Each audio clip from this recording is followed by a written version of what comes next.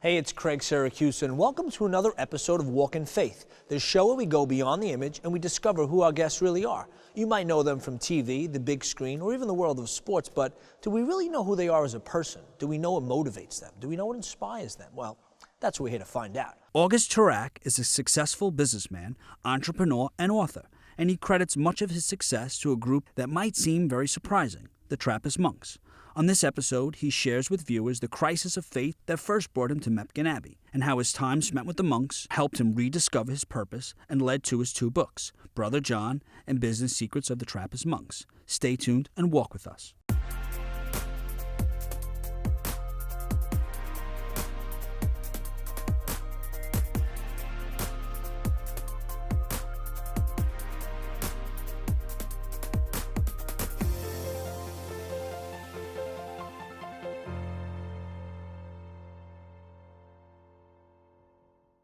Augie, thank you so much for this opportunity.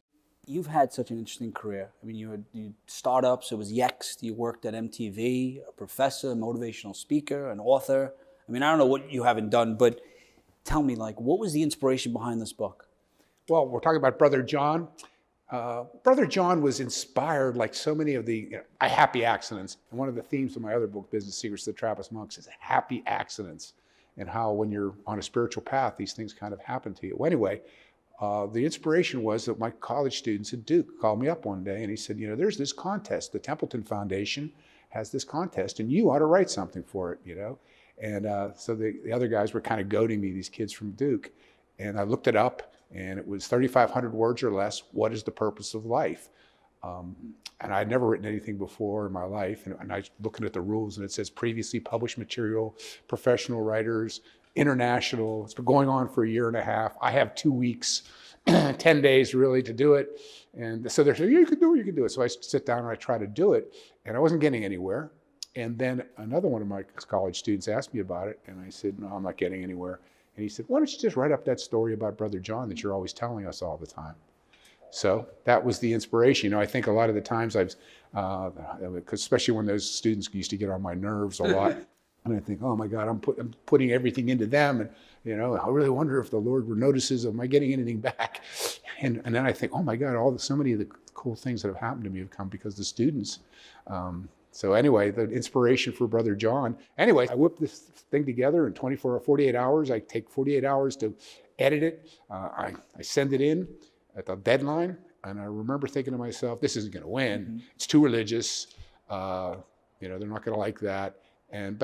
But on the other hand, I felt like I'd done something wonderful because I love Brother John so much. And I felt like I'd got something off my chest, said something meaningful about him and our relationship with him. And then I forgot about it. 6 months later, I get a telephone call. A group of people are on a conference call, and they're saying that I won the grand prize, $100,000 grand prize. So there were 10,000 essays submitted from 47 different countries.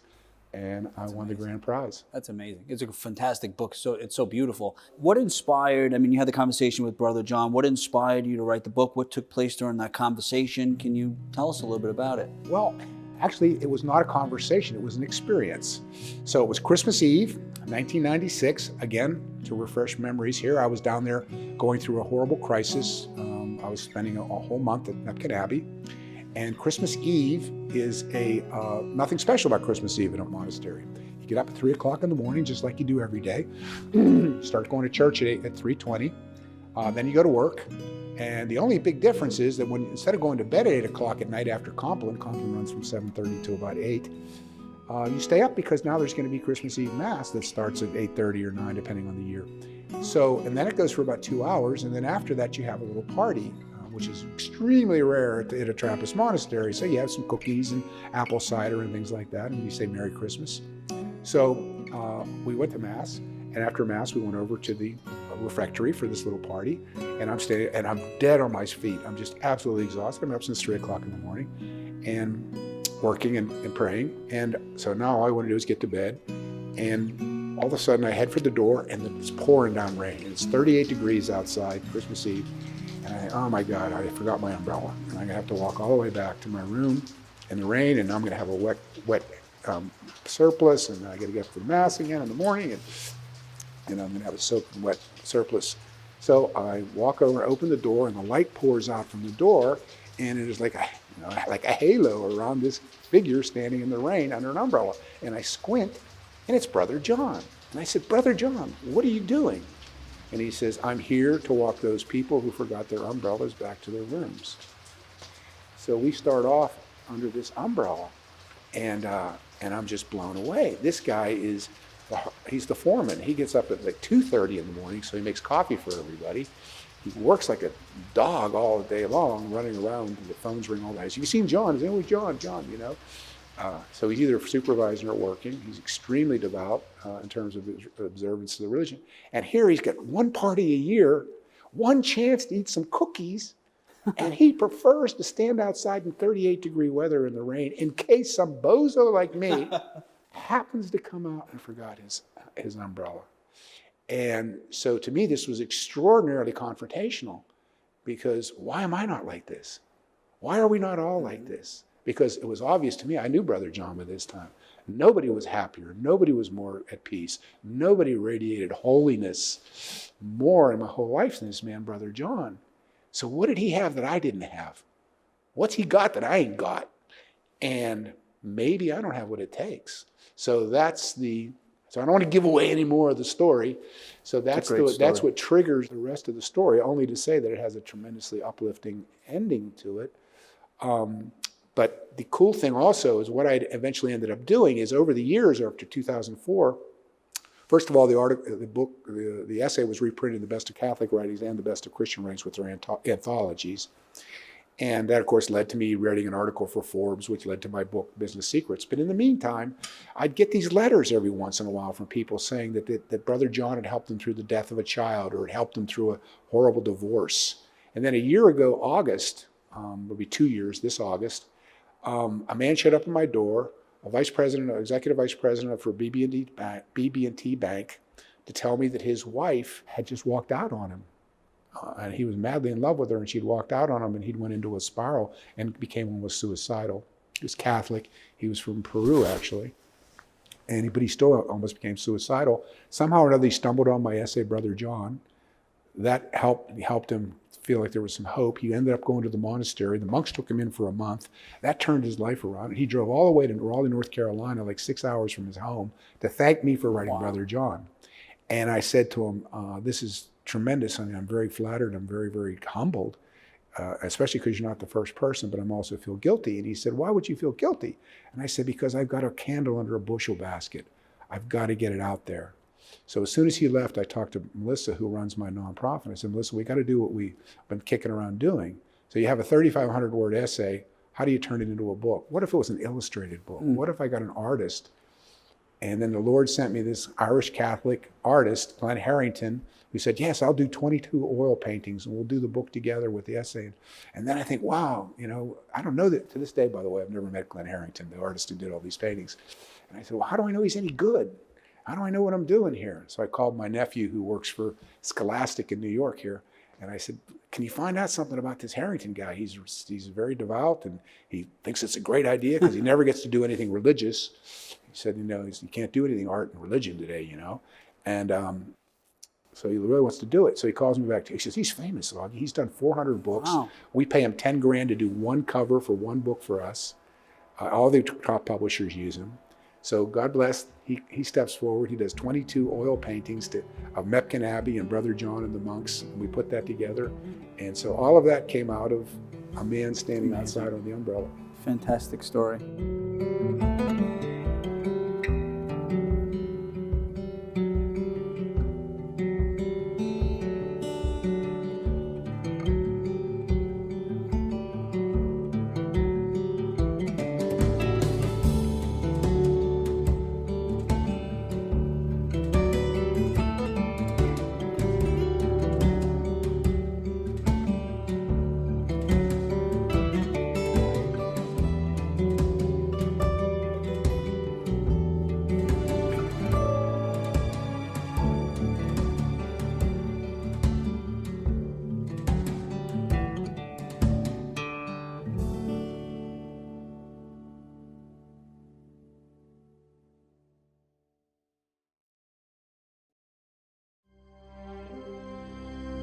Every year, millions of dolls are created, perfectly designed to bring joy to people everywhere. But what happens to the dolls who aren't so perfect?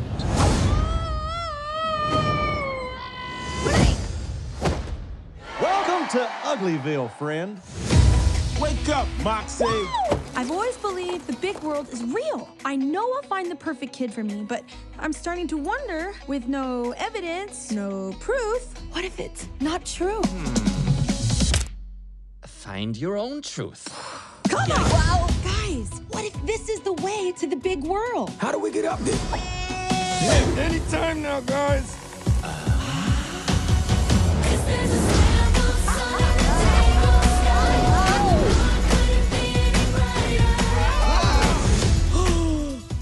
What's perfection? What is that? That's Lou. He's the most perfect one here. Let me break it down. Welcome to the Institute of Perfection, where only the best will meet their perfect human match. You're an engineer/model. My accessories will make me different. You're a lawyer/model. I'm an individual, exactly like the rest of you. You're not a model. Data does not compute.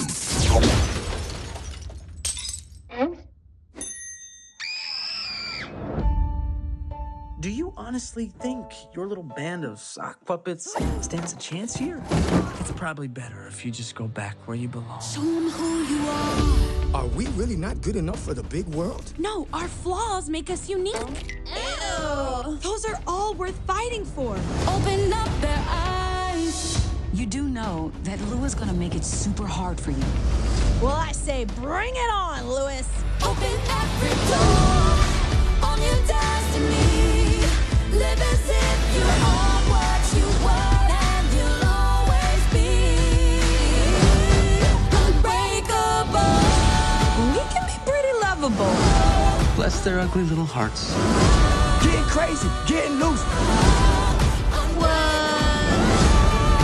What's your name? Wedgehead? I love literal naming. Isn't that right, gibberish cat?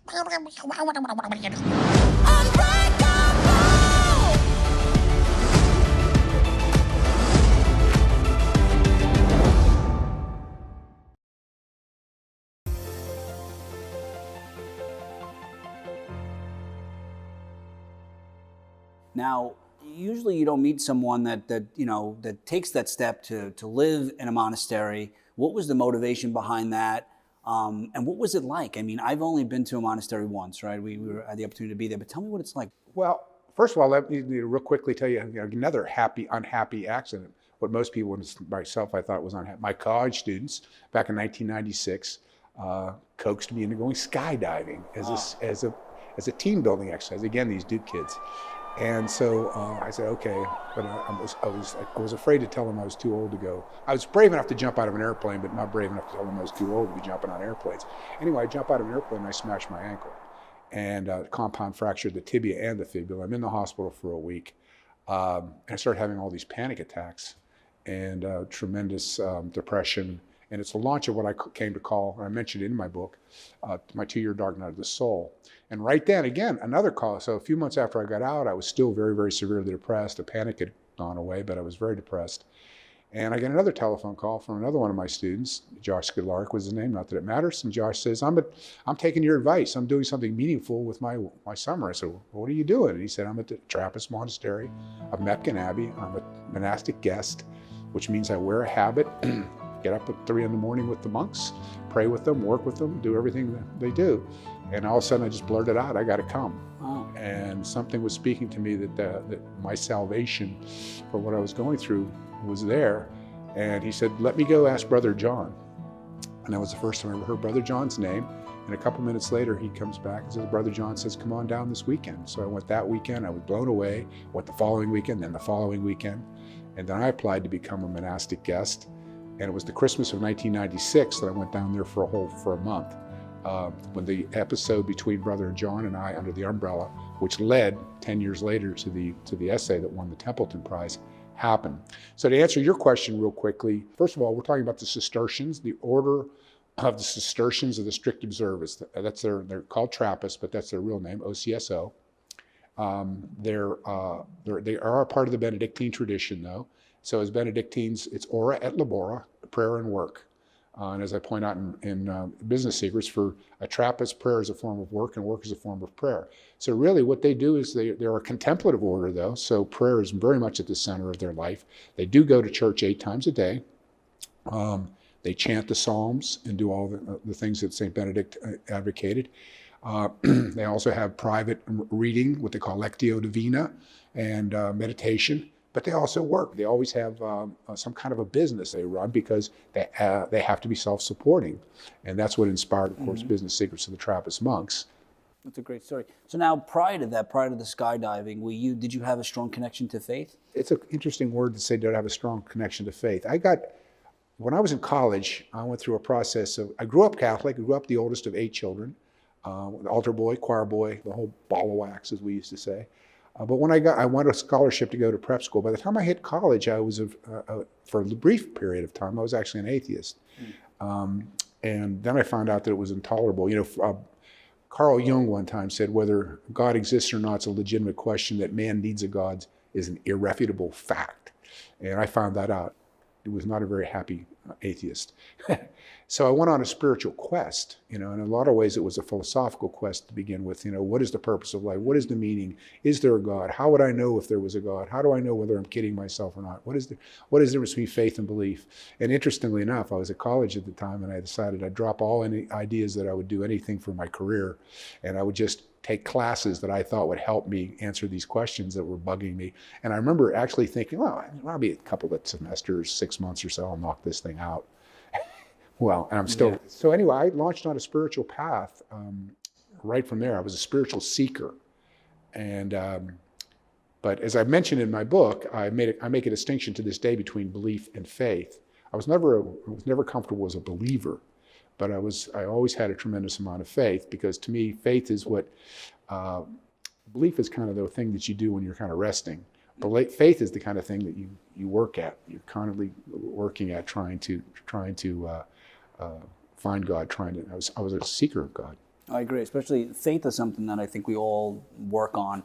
And one of the things too in your book, like about fear, and for me personally, like I have a lot of fear, and I think that's because of my lack of faith. Do you think there's a direct correlation between faith and fear, or lack of? Absolutely. As a matter of fact, what triggered my dark night of the soul, first of all, there I am. I'm having these panic attacks. I'm in the hospital. I can't put my finger on why at first, because it's a broken ankle. It's not a broken neck. And then all of a sudden it hit me, you're facing your mortality. Yes, today it's the ankle. What about in a few years when the doctor comes in and says, excuse me, Mr. Turak, but there's nothing we can do for you. Then what are you going to do? And so then when I realized that exacerbated the panic. So then okay, now I'll just reach back for all this religious stuff I've been doing for the last 20 years. And when I reached for it, there was nothing there. As a matter of fact, yesterday I was talking to Cardinal Dolan on his show, and I used I'm dropping the names. And I used the term that I said, Father Christian told me that's called Deus absconditus. And Deus absconditus is the Latin word that means God absconds, God leaves. And he does that in order to make you really realize just how important he is in your life. So I looked around for my spiritual, buffer against death, and there was nothing there. All I cared about, and it was horribly humiliating to realize, but I was facing it. The only thing I cared about at that point was what the doctor had to say, and I was terrified to die. I was absolutely terrified. So yeah, it's terror and faith especially the fear of death are very, very closely related. I want to pick that up when we come right back. We'll be right back, guys. Augie.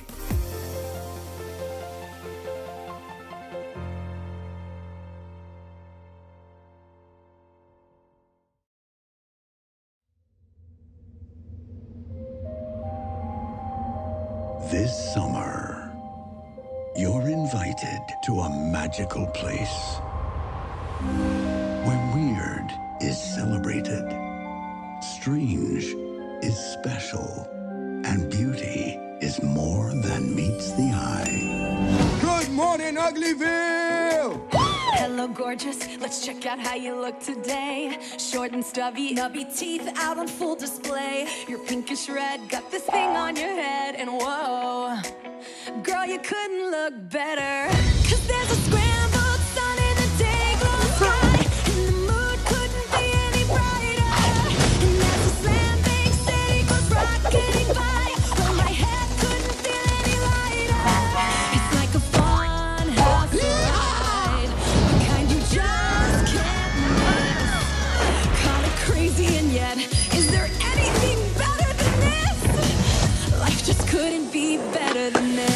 Express, ugly dog is here. Story of the day, of the month, of the year. Here's a little scoop on the way down, no down. Check out the flow. The cats are rapping. Lobster snapping. But only the dog makes the party happen. So put in your paper. Seal it with a kiss. It couldn't be better than this. We got freak flags flying completely unfurled, and we just couldn't be more on fire. Is there anything better than this? No, it couldn't get better than. I have a feeling we're not in Uglyville anymore. Look, guys. What's perfection? Don't know, but let's go say hi. Hello. Must be a customary greeting here.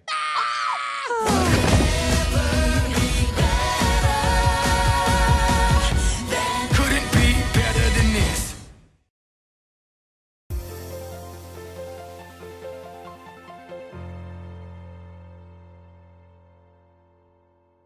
Welcome back, guys.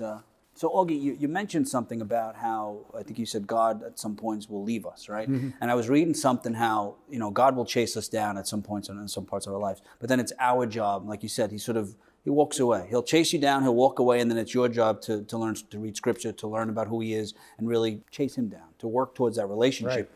Right. So now you're in the hospital, you sort of have this experience where you come to this realization. And was there anything else that was going on at that time? And what happened immediately? The next day, what happened? Well, first of all, I finally got out of the hospital, and then I tried to recover by doing really tough rehab and things like that.